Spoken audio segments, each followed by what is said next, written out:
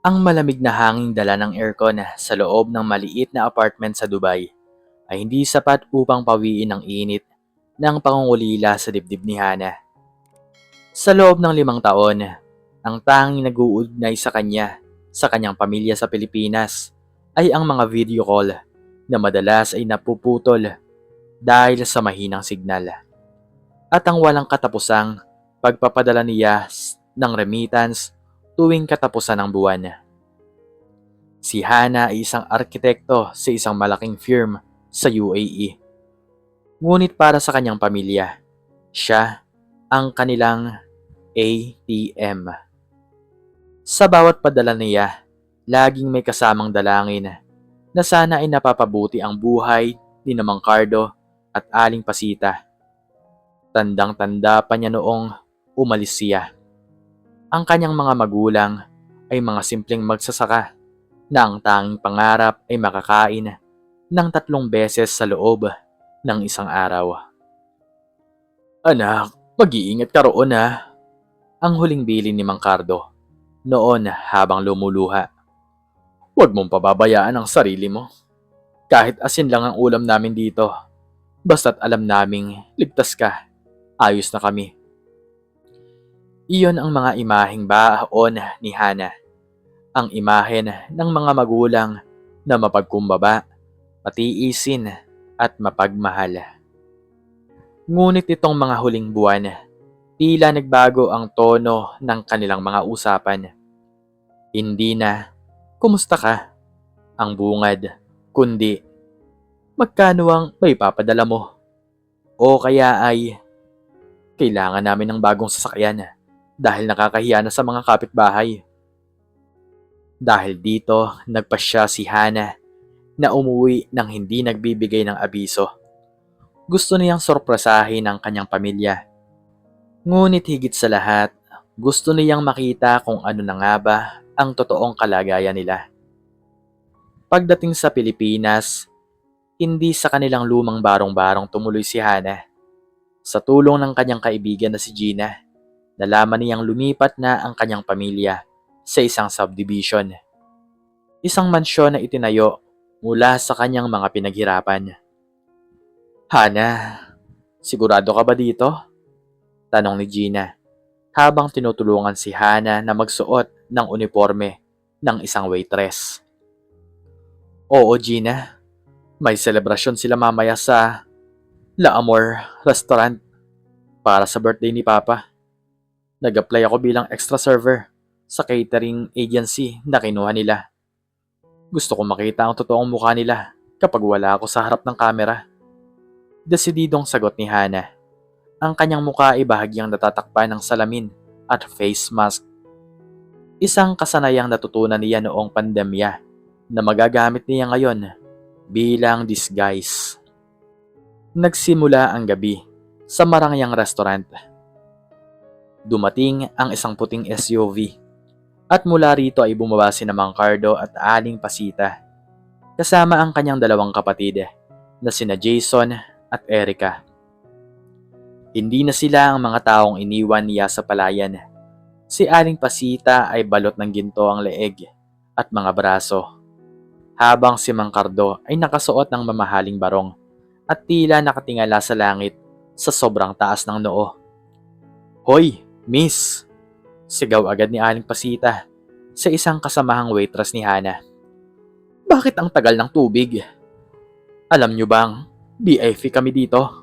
VIP." "Pasensya na po ma'am, parating na po." Magalang na sagot ng waitress.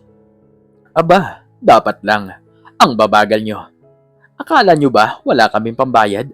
Dagdag pa ni Erica na busy sa pagkuha ng selfie para sa kanyang social media. Napakuyom ang palad ni Hana habang bitbit ang tray ng appetizers. Lumapit siya sa lamesa ng kanyang pamilya. "Ito na po ang inyong appetizers, ma'am, sir." Mahinang sabi ni Hana, pilit na binabago ang kanyang boses. Tiningnan siya ni Mang Cardo mula ulo hanggang paa. "Pakibilisan ang main course ha, at siguraduhin mong mainit yan. Ayaw ko ng pagkain pang mahirap." Opo, sir. Sagot ni Hana. Habang nagsaserve, narinig ni Hana ang usapan ng pamilya. Ito ang bahaging nagpadurog sa kanyang puso at nagpalaki sa kanyang mga mata sa gulat. Pasita, tumawag ba si Hana? Tanong ni Mang Cardo habang humihigop ng mamahaling alak. Hindi pa, pero siguradong magpapadala yun sa katapusan. Sinabi ko na kailangan natin ng dagdag dahil bala kong bumili ng bagong Hermes na bag. Nakakaya naman kay Kapitana, luma na itong gamit ko. Sagot ni Aling Pasita. Ma, sabihin mo kay ate, kailangan ko ng bagong gaming laptop, yung pinakamahal. Sabihin mo, kailangan ko sa school, kahit pang games ko lang naman. Singit ni Jason habang tumatawa. Hayaan nyo na yon, sabi ni Mang Cardo, nang may halong pangungutya. Para naman saan ang pagpapakapagod niya sa Dubai, kundi para sa atin, di ba? Utang niya sa atin ang buhay niya. Kung hindi dahil sa pagpapalaki natin sa kanya, wala siyang narating. Hayaan nating magkayod kalabaw siya roon para tayo naman ang magpakasarap dito. Nanlaki ang mga mata ni Hana.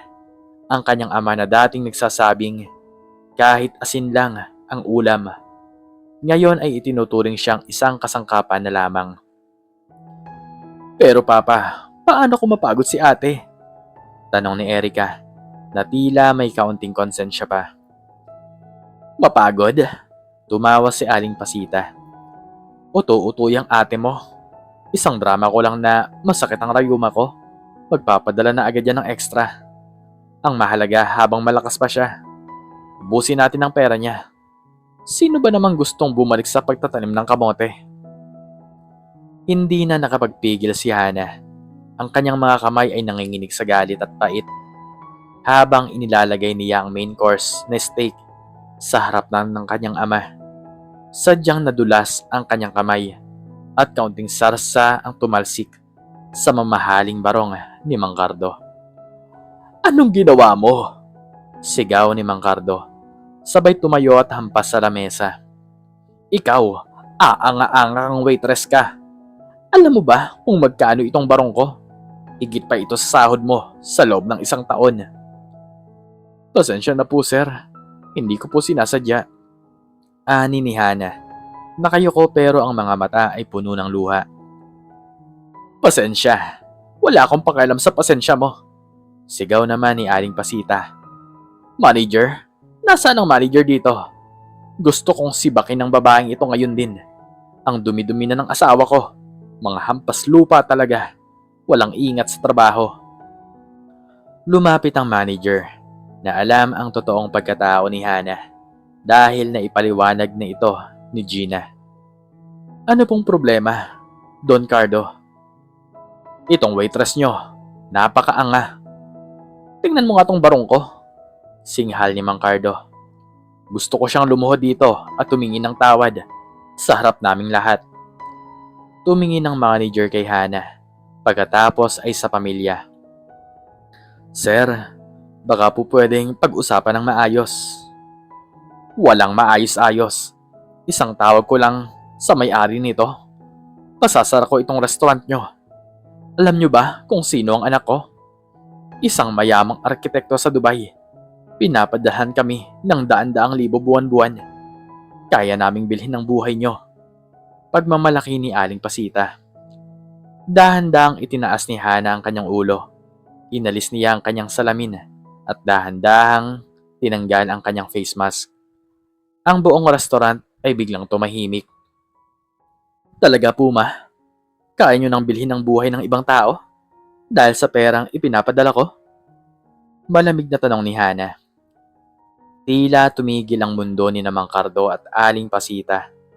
Ang baso ng alak na hawak ni Mang Cardo ay muntik ng mahulog. Ang mukha ni Aling Pasita ay nawala ng kulay. Tila naging puting papel sa gulat. Hana? Nauutal na sambit ni Mang Cardo. Ate? Gulat na sabi ni na Jason at Erica. Huminga ng malalim si Hana. Pilit pinipigilan ang hagulgol. Akala ko, habang nagtitiis ako sa init ng disyerto. Habang tinitipid ko ang sarili ko sa pagkain para lang may maipadala sa inyo, ay nananatili kayong mga taong may gininto ang puso. Pero ano tong nakita ko? Ano tong narinig ko? Anak, sandali lang. Nagbibiruan lang naman kami kanina. Pagdadahilan ni Aling Pasita, pilit na lumalapit para hawakan ang kamay ni Hana. Mabilis na iniwas ni Hana ang kanyang kamay. Nagbibiruan, narinig ko ang lahat, ma. Narinig ko kung paano niyo ako tawaging uto-uto. Narinig ko kung paano niyo planuhing ubusin ang pera ko. Dahil utang ko sa inyo ang buhay ko. Yun bang tingin niyo sa akin? Isang puhunan? Isang ATM na walang damdamin? Hindi sa ganoon, anak. Sabi ni Mang Cardo. Ang dating mapagmalaking boses ay naging garalgal na ngayon. Nagbago lang naman ang buhay natin. Gusto lang naming maranasan ang ginhawa. Ginhawa? Ang ginhawa ba ay nangangahulugan ng pagtapak sa dangal ng ibang tao?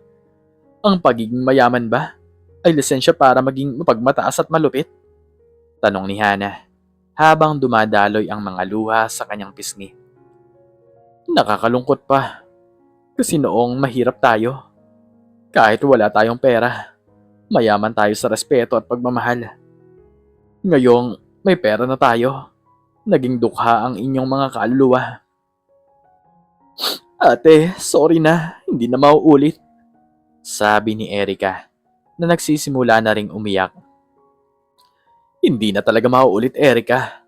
Sabi ni Hana nang may pinalidad. Tumingin siya sa kanyang mga magulang. Mula sa araw na to, titigil ng lahat ng padala ko. Ibebenta ko ang bahay na ito at ang sasakyan.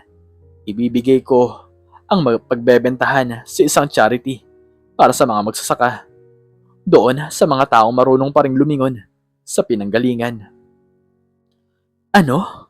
Hana, hindi mo pwedeng gawin yan. Saan kami titira? Histerikong sigaw ni Aling Pasita.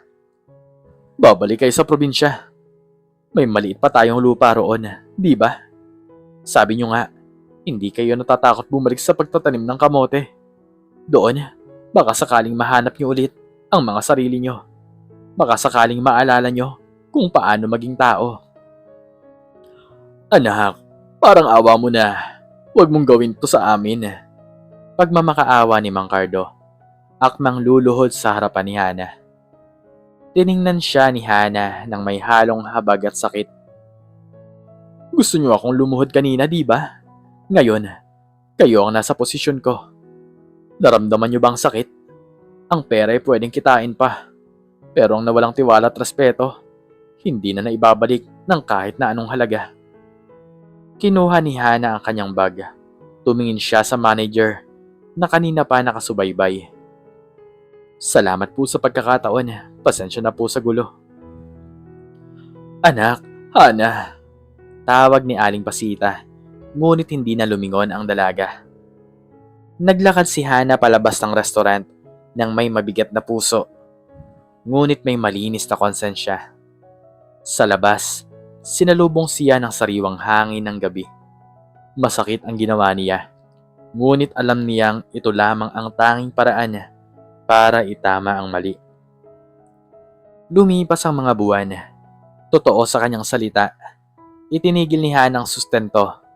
Ang mansyon ay naibenta at ang pamilya niya ay napilitang bumalik sa kanilang lumang tahanan sa probinsya. Si Hana naman ay nanatili muna sa Pilipinas, hindi para magpakasaya, kundi para ayusin ang kanyang sariling buhay. Isang araw, nakatanggap siya ng sulat mula sa kanyang ama.